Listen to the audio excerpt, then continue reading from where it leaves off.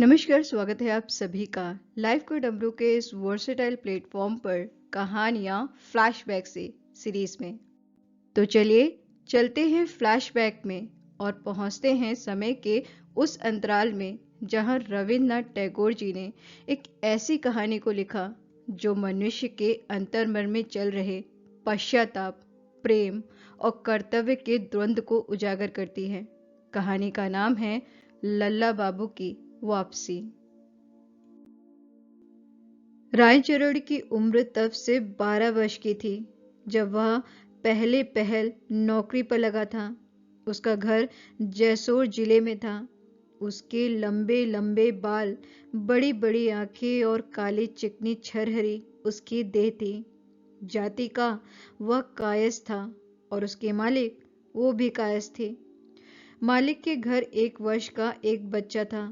उस बच्चे को खिलाना, नहलाना, धुलाना और घुमाना फिराना यही उसकी नौकरी थी। उस बच्चे ने धीरे धीरे रायचरण की गोद को छोड़कर कॉलेज में और आखिर में कॉलेज छोड़कर यूनिवर्सिटी में कदम रखा। रायचरण अब भी उनके यहाँ नौकर हैं। अब उसका एक मालिक और बढ़ गया है। घर में बहूजी भी आ गई हैं। इसलिए अनुकूल बाबू पर रायचरण का पहले जितना अधिकार था, उसका अधिकांश नई बहू के हाथ लग गया है। किंतु मालकिन ने जैसे रायचरण का पहले का हक कुछ घटा दिया है, वैसे ही एक नया हक देकर उसकी बहुत कुछ भरपाई भी कर दी है। अभी थोड़े ही दिन हुए अनुकूल के एक लड़का पैदा हुआ है और रायचरण ने उसे सिर्फ अपनी कोशिश और मेहनत से अधिक अपना लिया है। बच्चे को वह ऐसी उमंग के साथ झूला झुलाता है, ऐसी चतुराई से उसके दोनों हाथ पकड़कर ऊपर उछालता है, जवाब की कोई आशा न रखकर उससे ऐसे ऐसे बिना उद्देश्य के सवाल पूछता रहता है और उसके मुंह के पास अपना सिर ले जाकर ऐसे हिलाया करता है कि वह नन्हा सा अनुकोलव रायचरण को देखते ही मारे खुशी से प्रसन्न होकर किलकिलाने लगता है। वह नन्हा सा बच्चा जब पेट और घुटनों के बल चलकर चौखट पार होता और कोई पकड़ने आता तो खिलखिलाकर हंसता हुआ जल्दी से बिना छुपने के स्थान पर दुबकने की कोशिश करता। तब रायचरण उसकी असाधारण होशियारी और अक्ल देखकर आश्चर्य में पड़ जाता। उसकी माँ के पास जाकर वह बड़े गर्व और अचरज के साथ कहता, बहूजी, तुम्हारा यह लड़का बड़ा होने पर जज होगा, 5,000 रुपये पाया करेगा। संसार में और किसी मानव की संतान इस उम्र में चौखट पार करने आदि ऐसी होशियारी का परिचय दे सकती है, यह बात रायचरण के अनुभव के बाहर की बात थी। उसका ख्याल था कि सिर्फ भावी जजों के लिए ही ऐसी बातें संभव है, दूसरों के लिए नहीं। आखिरकार बच्चे ने जब डगमगाते हुए चलना शुरू किया तो वह भी बड़े आश्चर्य की बात हो गई। और जब वह माँ को माँ, बुआ को उआ और रायचरण को चन्ना कहकर पुकारने लगा, तब तो रायचरण इस अनोखे संवाद को बड़े उत्साह से चारों तरफ चर्चित करने लगा। सबसे बड़ी ताज्जुब की बात तो यह थी कि माँ को माँ कहता है, बुआ को उआ कहता है, पर उसे कहता है चन्ना। वास्तव में बच्चे के मस्तिष्क में यह अक्ल आई कहाँ से, इस बात की चर्चा करना काफी कठिन है। अवश्य ही कोई ज्यादा उम्र का आदमी भी ऐसी तेज अक्ल का परिचय नहीं दे सकता था, और देने पर भी उसके जज होने की संभावना में सबको पूरा पूरा संदेह रह जाता। कुछ दिनों से बच्चे के लिए रायचरण को अपने मुंह में रस्सी दबाकर घोड़ा बनना पड़ता है। पहलवान बनकर बच्चे के साथ कुश्ती भी लड़नी पड़ती है। उसमें अगर वह रोकर जमीन पर गिर पड़ता है तो बेचारे की मुसीबत आ जाती है। जब यह सब चल ही रहा था कि अनुकूल बाबू का पद्मा नदी के किनारे स्थित किसी जिले में तबादला हो गया। वहां जाते समय वे अपने बच्चे के लिए कलकत्ता से एक छोटी सी ठेला गाड़ी लेते गए थे। रायचरण सुबह शाम दोनों समय नवकुमार को साटन का कुर्ता, सिर पर जरीदार टोपी, हाथ में सोने के कड़े और पैरों में लच्छे पहनाकर उस गाड़ी में बिठाकर हवा खिलाने ले जाया करता। बरसात का मौसम आ गया था। भूखी पद्मा नदी, खेत, बाग, बगीचे, गांव सबको एक एक निवाले की तरह निगलने लगी थी। चरकी रेती के पेड़ पौधे सब पानी में डूब गए। नदी के किनारे से धसकने की डरावनी आवाज और पानी की गरज से दसों दिशाएं मुखरित हो उठी। तेजी से दौड़ती हुई फेन राशि ने नदी के तेज बहाव को और भी अधिक भयानक कर दिया। उस दिन तीसरे पहर फिर बादल घिर आए थे, पर उनके बरसने की कोई उम्मीद न थी। आज रायचरण का खामख्याली नन्हा सा मालिक किसी भी प्रकार घर में नहीं रहना चाहता था। वह गाड़ी पर सवार होकर घूमने को जाने के लिए जिद पकड़ गया। रायचरण धीरे धीरे गाड़ी को ठेलता हुआ खेतों के पास नदी के किनारे जा पहुंचा। नदी में एक भी नाव न थी और खेत में भी कोई आदमी न था। बादलों की संधों में से दिखाई दिया कि उस पार सुनसान बालू रेत वाले नदी किनारे सूने समारोह के साथ सूर्य छिपने को तैयार था। उस सन्नाटे में बालक अचानक एक पेड़ की तरफ उंगली उठाकर बोल उठा, चन्ना, फू। 3-4 दिन हुए। रायचरण ने 2-3 सीकों में गूंद गूंद कर उसे एकदम से फूलों की गाड़ी बना दी थी। उसमें रस्सी बांधकर खींचने में बच्चे को ऐसा मजा आया था कि उस रोज रायचरण को मुंह में लगाम नहीं लगानी पड़ी। घोड़े से वह एकाएक साइज के पद पर पहुंचा दिया गया। दलदल में से जाकर फूल लाने की रायचरण की मर्जी न हुई। उसने चट से दूसरी ओर उंगली दिखाकर कहा, देखो देखो, उधर देखो, चिरैया, देखो तो उड़ गई। आहा, आइयो रे चिरैया, लल्ला बाबू को लड्डू दे जाइयो। इस प्रकार लगातार बातें कर कर के बच्चे को बहलाता हुआ वह जोर से गाड़ी चलाने लगा। पर जो लड़का बड़ा होकर जज होगा, उसे इस तरह फुसलाने की कोशिश बेकार की बात थी, खासकर उस समय जबकि चारों तरफ उसका ध्यान आकर्षित करने वाली और कोई चीज न हो। लिहाजा रायचरण का काल्पनिक चिरैया का बहाना ज्यादा देर तक न टिक सका। तब फिर रायचरण ने कहा, तो तुम गाड़ी में बैठे रहना, अच्छा, मैं चट से फूल ले आता हूँ, खबरदार पानी के किनारे न जाना। यह कहता हुआ वह धोती ऊपर चढ़ाकर कदम के पेड़ की ओर चल दिया। किंतु वह तो पानी के किनारे जाने को बच्चे को मना कर गया था। उससे बच्चे का मन कदम के फूल से हटकर उसी पल पानी की तरफ दौड़ गया। उसने देखा कि पानी कल-कल छल-छल करता हुआ दौड़ा जा रहा है। उसे ऐसा लगा कि जैसे शरारत करके किसी एक बड़े रायचरण के हाथ से निकलकर 1,00,000 नन्हा बहाव हंसता और कल-कल गीत गाता हुआ मना किए हुए जगह की ओर तेजी से भागा जा रहा हो। उसके इस बुरे उदाहरण से मानव शिशु का मन खिल उठा। वह गाड़ी से उतरकर धीरे धीरे पानी के पास पहुंचा और एक लंबे तिनकों को उठाकर उसे मछली पकड़ने की बंसी बनाकर पानी में झुककर उससे मछली पकड़ने लगा और नदी का नटखट पानी फुसफुसाहट भरी अपनी कलकल की भाषा में बार बार उसे अपने खेल में शामिल होने के लिए आमंत्रित करने लगा। सहसा पानी में किसी चीज के गिरने की आवाज हुई। पर बरसात में पद्मा नदी के किनारे ऐसे कितने ही शब्द हुआ करते हैं। रायचरण ने झोली भरकर कदम के फूल तोड़े और पेड़ से उतरकर मुस्कुराता हुआ वह गाड़ी के पास पहुंचा। वहां जाकर देखता है तो बच्चा गायब था। चारों तरफ अच्छी तरह निगाह दौड़ाकर देखा, पर कहीं भी बच्चे का चिन्ह तक न दिखाई दिया।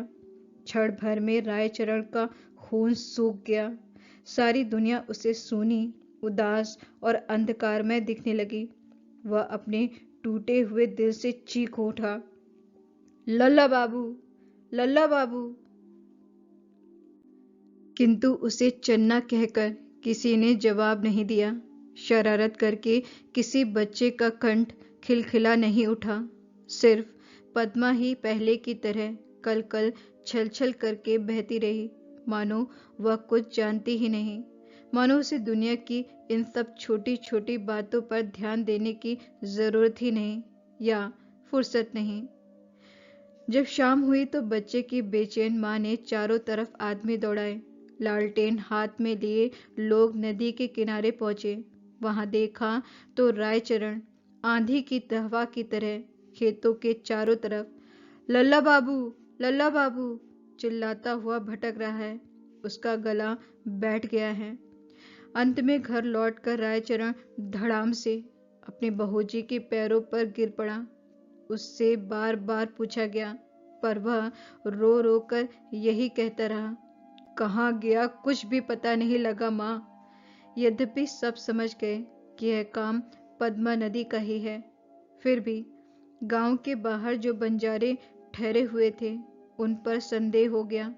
माँ के मन में तो यह शक पैदा हुआ कि कहीं बच्चे को रायचरण ने ही ना चुरा लिया हो। यहाँ तक कि वह उसे बुलाकर कहने लगी, तू मेरे लल्ला को लौटा दे, तुझे जितने रुपए चाहिए मैं दूंगी। सुनकर रायचरण ने सिर्फ माथे पर हाथ दे मारा। अंत में मालकिन ने उसे निकाल बाहर कर दिया। अनुकूल बाबू ने अपनी स्त्री के मन में रायचरण के प्रति इस अन्यायपूर्ण संदेह को दूर करने की कोशिश की थी। उन्होंने पत्नी से पूछा था, रायचरण ऐसा जघन्य काम आखिरकार किस लिए करेगा? पत्नी ने कहा, क्यों, सोने के गहने नहीं पहना था वह? रायचरण अपने देश को चला गया था। अब तक उसके कोई बाल बच्चा नहीं हुआ था और ना ही होने की उम्मीद ही थी। पर होनहार की बात थी कि उसी साल इतनी ज्यादा उम्र में उसकी पत्नी के एक बच्चा हुआ और बच्चे को जन्म देकर पत्नी की मृत्यु भी हो गई। अपने उस बच्चे पर रायचरण को बड़ा गुस्सा आया। उसे वह बैरी सा देखने लगा। उसने सोचा, यह छल करके लल्ला की तरह अपना हक जमाने आया है।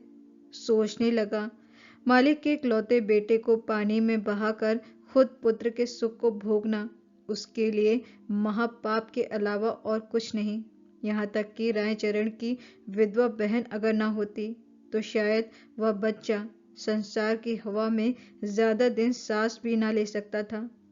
ताज्जुब की बात तो यह थी कि उस लड़के ने भी कुछ दिन के बाद लल्ला की तरह चौखट पार करना आरंभ कर दिया और सबकी तरह की मनहाइयों को ना मानने में ठीक वैसे ही चतुरता दिखाने लगा। और तो और उसके गले का स्वर, हंसने और रोने की आवाज बहुत कुछ उससे हिलती मिलती थी। किसी किसी दिन रायचरण का उसका रोना सुनता तो उसकी छाती अचानक धड़क उठती। उसे ऐसा लगता कि मानो उसका वह लल्ला भटक भटक कर रो रहा है। फुलना, रायचरण की बहन ने अपने भतीजे का नाम रखा था फुलना। बुआ को उआ कहकर पुकारने लगा। इस परिचित संबोधन को सुनकर एक दिन अचानक रायचरण को ख्याल आया कि जरूर लल्ला ही मेरे मुंह को ना छोड़ सकने की वजह से मेरे घर आकर पैदा हुआ है। इस यकीन के अनुकूल ना काटी जा सकने वाली कुछ युक्तियां भी थी। पहले तो उसके चले जाने के बाद इतनी जल्दी उसका जन्म होना, दूसरे इतने सालों बाद सहसा उसकी पत्नी के गर्भ से लड़का पैदा होना, यह उसकी स्त्री के गुण से हरगिज नहीं हो सकता। तीसरे यह भी कि उसी की तरह घुटनों के बल चलता है, डगमगाता हुआ घूमता फिरता है और बुआ को उआ कहता है। जिन लक्षणों के होने से आने वाले दिनों में जज होने की संभावना है, उनमें से अधिकांश गुण इसमें मौजूद हैं। तब बहूजी के दिल तोड़ देने वाली शंका की बात उसे सहसा याद आ गई और बड़े आश्चर्य में आकर वह मन ही मन कहने लगा, हाँ, हाँ माँ, हाँ माँ के मन ने ठीक जान लिया था कि किसी ने उसके बच्चे को चोरी कर लिया है। ठीक ही तो है, तभी तो वो मेरे घर आकर पैदा हुआ है। फिर इतने दिन जो उसने बच्चे के प्रति लापरवाही रखी, उसके लिए उसे बड़ा पछतावा हुआ। बच्चे को अब वह बहुत अधिक चाहने लगा और प्यार करने लगा। अब वह फुलना को इस तरह पालने लगा जैसे वह किसी बड़े घराने का बच्चा हो। उसके लिए वही साटन का कोट खरीद लाया, जरीदार टोपी ले आया और अपनी पत्नी के गहने गलवा कर उसके लिए कड़े और लच्छे बनवा दिए। मोहल्ले के किसी भी लड़के के साथ वह उसे खेलने नहीं देता। रात दिन खुद ही उसका साथी बनकर उससे खेलता रहता। मोहल्ले के लड़के मौका पाते ही फुलना को नवाब का नाती कहकर चिढ़ाया करते और गांव के लोग भी रायचरण के ऐसे पगलाए व्यवहार पर आश्चर्य प्रकट करने लगते। फुलना जब पढ़ने लायक हुआ तब रायचरण अपनी जमीन वगैरह सब बेच बाच कर उसे कलकत्ता ले गया। वहां बड़ी मुश्किल से नौकरी तलाश करके फुलना को उसने स्कूल में भर्ती करा दिया। खुद जैसे तैसे गुजर कर लेता, किंतु लड़के को अच्छा खाना, बढ़िया पोशाक और अच्छी शिक्षा देने में कोई कसर न रखता। मन ही मन कहता, लल्ला बाबू, तुम मेरे प्यार से मेरे घर आए हो, इसलिए तुम्हारा मैं अपमान नहीं कर सकता। इसी तरह करते करते 12 वर्ष बीत गए। लड़का पढ़ने लिखने में बहुत मेधावी और देखने में भी अच्छा, तगड़ा, सांवले रंग का है। केश वेश की सजावट की तरफ पूरा ध्यान रखता है। कुछ आराम तलबी और शौकीन मिजाज का है। बाप को ठीक बाप जैसा नहीं समझता। कारण रायचरण स्नेह करने में बाप और सेवा करने में नौकर जैसा बर्ताव करता है। इसके अलावा उसमें एक कमी भी थी, वह यह कि वह फुलना का बाप है। ये बात उसने सबसे छिपा रखी थी। जिस छात्रावास में फुलना रहता है वहां के और सब लड़के गवार रायचरण का मजाक उड़ाया करते हैं और कभी कभी पिता की गैर हाजिरी में फुलना भी उसमें शामिल हो जाया करता है। फिर भी ममता भरे स्वभाव वाले भोले भाले रायचरण को सभी लड़के बहुत प्यार करते हैं। फुलना भी प्यार करता है, परंतु उसमें पिता के प्यार की जगह अनुग्रह ही अधिक रहता है। अब रायचरण बूढ़ा हो चला है। उसका मालिक अब हर समय उसके कामकाज में दोष पकड़ता रहता है। वास्तव में उसका बदन भी कमजोर हो चला है। काम में वह उतना ध्यान नहीं रख सकता, बार बार भूल जाता है। पर जो पूरी तनख्वाह देता है वो बुढ़ापे की शिकायत नहीं सुन सकता। इधर वह जो खेत जोत बेच बाच कर रुपए लाया था वे भी सब खत्म हो चले हैं और फुलना भी आजकल अपने को कपड़े लत्तों की कुछ तंगी महसूस करने लगा है। सहसा एक दिन रायचरण ने काम से छुट्टी ले ली और फुलना को कुछ रुपए देकर बोला, लल्ला बाबू, जरूरी काम है मुझे, कुछ दिन के लिए मैं देश जा रहा हूँ। बस इतना कहकर वह बारासात चल दिया। अनुकूल बाबू उस समय बारासात में ऑफिसर थे। अनुकूल बाबू के कोई और बाल बच्चा नहीं हुआ। उनकी पत्नी अब भी उस बच्चे के गम में आंसू बहाया करती हैं। एक दिन शाम के समय अनुकूल बाबू कचहरी से लौटकर आराम कर रहे थे और उनकी पत्नी किसी साधु महात्मा से औलाद की कामना से काफी मूल्य देकर कोई जड़ी और आशीर्वाद खरीद रही थी। इतने में आंगन में आवाज आई, जय हो बहूजी जी की। बाबू साहब बोले, कौन है?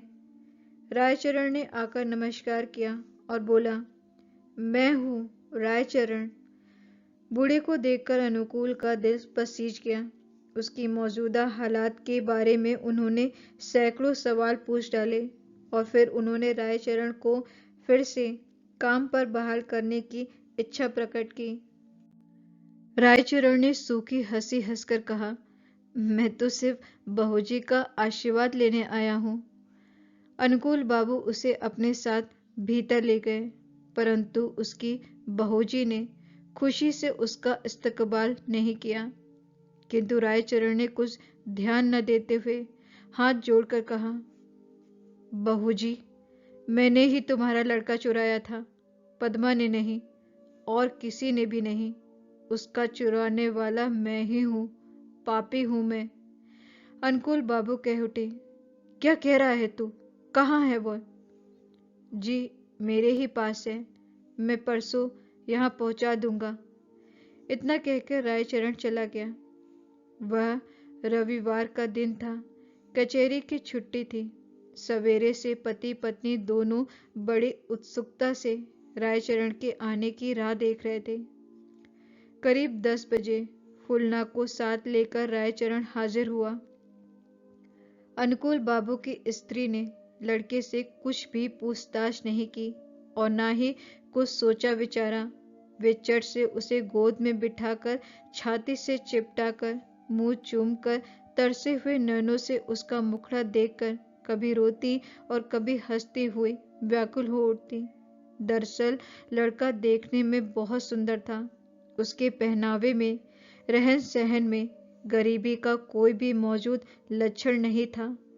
बेहद भला दिखने वाला, विनम्र, शर्मीला भाव देखकर अनुकूल के दिल में भी अचानक स्नेह उमड़ आया। फिर भी उन्होंने मजबूती के साथ पूछा, कोई सबूत है? रायचरण ने कहा, ऐसे काम का सबूत क्या होगा बाबू साहब, मैंने जो आपका लड़का चुराया था, इस बात को सिर्फ मैं ही जानता हूँ या भगवान जानते हैं। दुनिया में तीसरा और कोई नहीं जानता। अनुकूल ने सोच समझकर तय किया कि लड़के को पाते ही उनकी पत्नी ने जिस बेचैनी के साथ उसे अपना लिया है, उसे देखते हुए अब सबूत मांगना कोई अर्थ नहीं रखता। जिस प्रकार भी बने, विश्वास करना ही अच्छा है। इसके अलावा और भी एक बात है, रायचरण को ऐसा लड़का मिल भी कहाँ से सकता है? दूसरे, इतना पुराना बूढ़ा नौकर बिना कारण उन्हें धोखा देगा ही क्यों? लड़के से भी बातचीत करने पर यही मालूम हुआ कि बचपन से ही वह रायचरण के साथ है और अब तक उसी को वह पिता समझता आया है। किंतु रायचरण ने कभी उसके साथ पिता के समान बर्ताव नहीं किया, बल्कि वह नौकर जैसा बर्ताव करता रहा है। अंत में अनुकूल ने मन से शक दूर करके कहा, लेकिन रायचरण, अब तू हम लोगों की परछाई भी ना छू सकेगा। रायचरण ने हाथ जोड़कर गदगद कंठ से कहा, मालिक साहब, अब इस बुढ़ापे में कहाँ जाऊंगा?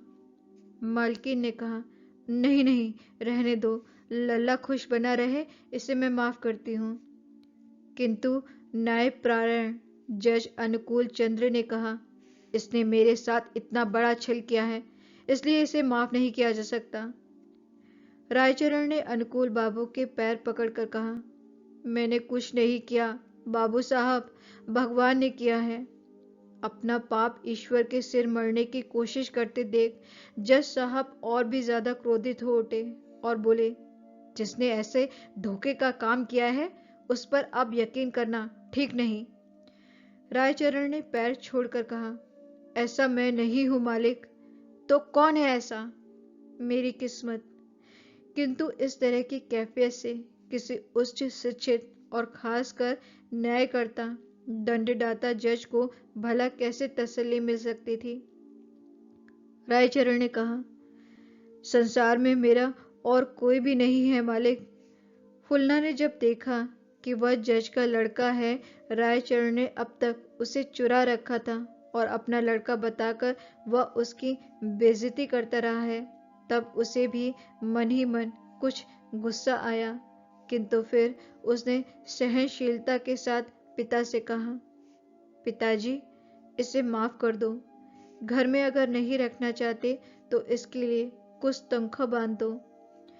इसके बाद रायचरण ने मुंह से कुछ भी ना कहा, बस एक बार अपने इकलौते बेटे का अच्छी तरह मुंह देखा, सबको नमस्ते किया और फिर दरवाजे से बाहर निकलकर दुनिया के अनगिनत व्यक्तियों में जाकर मिल गया। महीने के आखिर में अनुकूल बाबू ने जब उसके देश के पते पर कुछ रुपए भेजे तो मनी ऑर्डर वापस आ गया। वहां मनी ऑर्डर को लेने वाला कोई भी न था।